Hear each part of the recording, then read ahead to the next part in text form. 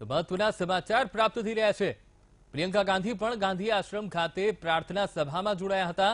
તો પ્રિયંકા ગાંધીએ કાર્યકર્તાઓ વચ્ચે સ્થાન લીધું હતું। ખૂબ જ સૂચક દ્રશ્યો હતા। સર્વોચ્ચ નેતા સાથે સ્થાન લેવાને બદલે કાર્યકરો સાથે સ્થાન લીધું હતું। જ્યારે અમે આપને ગાંધી આશ્રમના દ્રશ્યો બતાવ્યા, આગળની હારોળમાં સોનિયા ગાંધી, રાહુલ ગાંધી અને પૂર્વ પ્રધાનમંત્રી મનમોહનસિંહ જોવા મળી રહ્યા હતા, પરંતુ પ્રિયંકા ગાંધીએ પાછળની હરોળમાં સ્થાન લીધું। સર્વોચ્ચ નેતા સાથે સ્થાન લેવાને બદલે કાર્યકરો સાથે તેમણે સ્થાન લીધું। ખૂબ જ સૂચક માનવામાં આવી રહ્યું છે।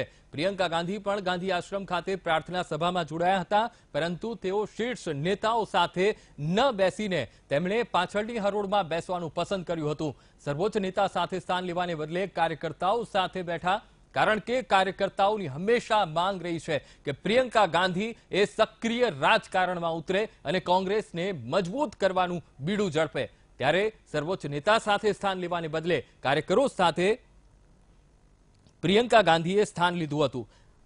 સીડબ્લ્યુસીની બેઠક પ્રિયંકા ગાંધી માટે અતિ મહત્વપૂર્ણ માનવામાં આવી રહી છે, કારણ કે મહાસચિવ બન્યા બાદ પ્રિયંકા ગાંધી ગુજરાતની આ પ્રથમવાર મુલાકાતે, સાથે જ સીડબ્લ્યુસીની બેઠકમાં પહેલીવાર તેઓ ભાગ લઈ રહ્યા છે। ખૂબ જ આશા અપેક્ષાઓ કોંગ્રેસના કાર્યકર્તાઓ પ્રિયંકા ગાંધી ઉપર મૂકી રહ્યા છે કે તેઓ કોંગ્રેસને ચોક્કસથી મજબૂત સ્થિતિમાં લાવી શકશે, તેઓ કોંગ્રેસને ચોક્કસથી સત્તા અપાવશે, તેવી એક આશાવાદ પણ કોંગ્રેસના કાર્યકરોમાં જોવા મળી રહ્યો છે। સાથે જ તેઓ કોંગ્રેસની કમાન સંભાળે તેવો પણ આશાવાદ કોંગ્રેસના કાર્યકર્તાઓ દ્વારા રાખવામાં આવી રહ્યો છે। તો તેને જોતા જ કદાચ પ્રિયંકા ગાંધીએ જ્યારે ગાંધી આશ્રમમાં તેમણે મુલાકાત લીધી ત્યારે કાર્યકર્તાઓ સાથે તેઓ જોવા મળ્યા હતા, કારણ કે કોંગ્રેસના કાર્યકર્તાઓમાં તેઓ પસંદીદા છે, કારણ કે કોંગી કાર્યકર્તાઓ પ્રિયંકા ગાંધીમાં એક મજબૂત નેતૃત્વનો ચહેરો જોઈ રહ્યા છે, એક મજબૂત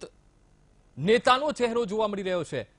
સાથે જ ઇન્દિરા ગાંધી તેમના મજબૂત નેતાનો ચહેરો જોવા મળી રહ્યો છે, માટે જ કાર્યકર્તાઓ વચ્ચે કદાચ તેમણે સ્થાન લીધું હોય।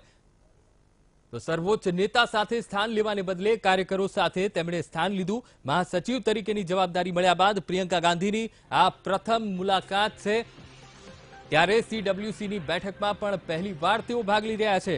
તો સોનિયા ગાંધી, રાહુલ ગાંધી, પ્રિયંકા ગાંધી ગુજરાતમાં કોંગ્રેસના કોઈ કાર્યક્રમમાં એક સાથે ભાગ લેતા હોય તેવું આ પ્રથમવાર બની રહ્યું છે।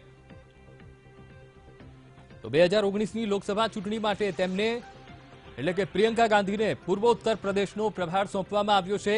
આ વિસ્તારમાં લોકસભાની 41 બેઠકો આવેલી છે। તો તમામ મુદ્દે સીડબ્લ્યુસીની બેઠકમાં જ્યારે ચર્ચા થશે ત્યારે પૂર્વોત્તર પ્રદેશનો પ્રભાર તેમને પ્રિયંકા ગાંધીને સોંપવામાં આવ્યો છે, જ્યાં તેઓ રેલીઓ પણ યોજી રહ્યા છે અને કઈ રીતે કોંગ્રેસને મજબૂત સ્થિતિમાં ઉત્તર પ્રદેશમાં લાવી શકાય, પૂર્વીય ઉત્તર પ્રદેશમાં, તેના તમામ પ્રયત્નો અત્યારે પ્રિયંકા ગાંધી દ્વારા કરવામાં આવી રહ્યા છે। પરંતુ ગાંધી આશ્રમમાંથી જે દ્રશ્યો સામે આવી રહ્યા છે, એક કૌતૂહલ પણ જોવા મળ્યું, કારણ કે પ્રથમ હારોળમાં રાહુલ ગાંધી, સોનિયા ગાંધી સાથે જ પૂર્વ પ્રધાનમંત્રી મનમોહનસિંહ પણ જોવા મળી રહ્યા હતા, પરંતુ પ્રિયંકા ગાંધીએ પાછળ સ્થાન લેવાનું તેમણે નક્કી કર્યું।